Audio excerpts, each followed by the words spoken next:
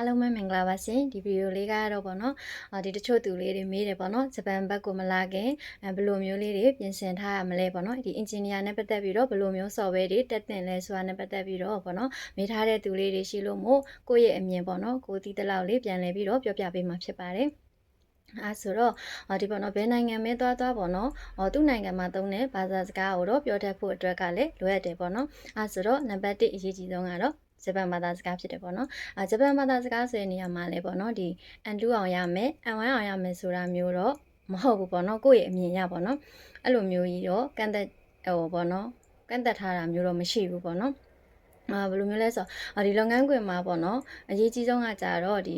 communication ကောင်းကောင်းရယူနိုင်ဖို့အတွက်ဆိုလို့ရှင်ပေါ့နော်သူတို့ပြောတဲ့အကြောင်းအရာတွေကိုနားထောင်နိုင်နေပေါ့နော်စွမ်းရည်ပေါ့နော် listening skill လည်းရှိရမယ်ပေါ့နော်နောက်ပြီးတော့သူတို့ပြောတဲ့အကြောင်းအရာတွေကိုကိုကပြန်လည်ပြောနိုင်ဖို့အတွက်ပေါ့နော်ခိုင်းဝပေါ့နော်ခိုင်းဝလည်းရေးကြည့်ရပေါ့နော်ဒီခိုင်းဝ skill လေးရေးကြည့်ရပေါ့နော်နောက်ပြီးတော့ဒီအလုပ်ခွင်တွေမှာပေါ့နော်ဒီ site ပဲဖြစ်ဖြစ်ရုံးပဲဖြစ်ဖြစ်ပေါ့နော်အားလုံးကကြတော့ဒီသူတို့ခန်းကြီးနဲ့ရေးထားတာဖြစ်တဲ့အတွက်ကြောင့်မို့လို့ခန်းကြီးဖတ်နိုင်ဖို့အတွက်လည်းရေးကြည့်ပါတယ်ဆိုတော့ဒီ N2 အောင် N1 အောင်ဟိုလုံနေရနဲ့စရင်ပေါ့နော်ဒီ listening skill ကောင်းဖို့ရနောက်ပြီးတော့ဒီခိုင်းဝပေါ့နော်ပြောနိုင်ဆိုနိုင်ဖို့အတွက်ရနောက်ပြီးခန်းကြီးပေါ့နော်ခန်းကြီးဖတ်နိုင်မှတ်နိုင်ဖို့အတွက်ကလည်းပို့ပြီးတော့အရေးကြီးရလို့ထင်ပါတယ်နောက်ပြီးတော့ပေါ့နော်ဒီPC ပေါ့နော်ဒီ password ကိုနဲ့ပတ်သက်ပြီးတော့ပေါ့နော်ဒီ computer နဲ့ပတ်သက်ပြီးတော့ပြောရမယ်ဆိုလို့ရှိရင်ကကြတော့ဒီကိုယ့်ရဲ့အမြင်ရဆိုလို့ရှင်ပေါ့နော်ရုံပိုင်းတွေမှာလှုပ်တယ်ဆိုလို့ရှင်သူကတိုက်ပင်ရိုက်တဲ့ဟာပေါ့နော်ဒီအလုပ်တွေမှာဆိုလို့ရှင်ဒီတိုက်ပင်ရိုက်ခိုင်းကြည့်ရပေါ့နော်သူ့ရဲ့ level ကဘယ်လောက်မှရှိရဆိုတာသိချင်တဲ့အတွက်ကြောင့်မို့လို့ဆိုတော့ကြတော့မြန်နေပေါ့နော်သူတို့တွေရိုက်တယ်ဆိုလို့ရှင်ရဲမြန်နေပေါ့နော်ကိုတွေရောက်တော့နည်းနည်းနှီးတယ်ပေါ့ဆိုတော့ကြတော့တိုက်ပင် run shoe ပေါ့နော်တိုက်ပင်ရိုက်တာလေ့ကျင့်တာတွေကိုရုံးပိုင်းမှာလှုပ်မဲ့သူတွေဆိုလို့ရှင်ပေါ့နော်ဒီတိုက်ပင်ရိုက်တဲ့ဟာကလည်းရေးကြီးရလို့ထင်တယ်ပေါ့နော်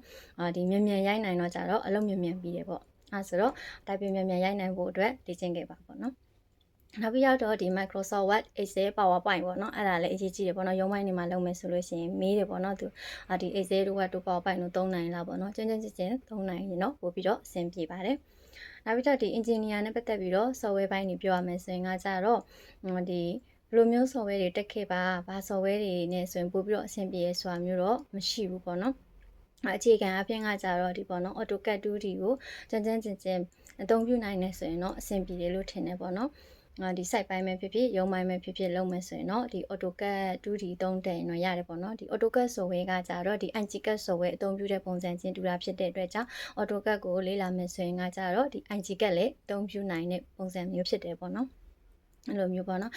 ဒါပေမဲ့ပေါ့နော်ကိုကဘင် software ကိုသုံးနိုင်နေဆိုရင်လေဒီဘက်မှာပေါ့နော်ဒီဘင်နဲ့လုပ်တဲ့ဒီ company တွေရှိရပေါ့နော်ဘင် software ကိုအသုံးပြုနေတဲ့ company တွေရှိတယ်အဲ့လိုမျိုး company တွေမှာရှောက်လို့လည်းရတယ်ပေါ့နော်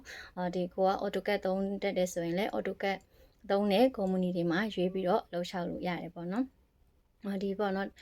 တချို့ company တွေမှာဆိုလို့ရှိရင်ကကြတော့ဒီသူတို့ company ကသုံးတဲ့ software ကိုကမသုံးတတ်ဘူးဆိုလို့ရှိရင်ပေါ့နော်ဒီ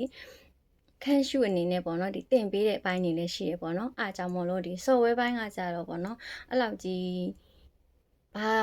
ဘာ software ကိုတက်ရမယ်ညာ software ကိုတက်ရမယ်ဆိုတာမျိုးတော့မရှိဘူးလို့ထင်တယ်ပေါ့နော်ကိုယ့်ရဲ့ထင်ရဆိုရင်တော့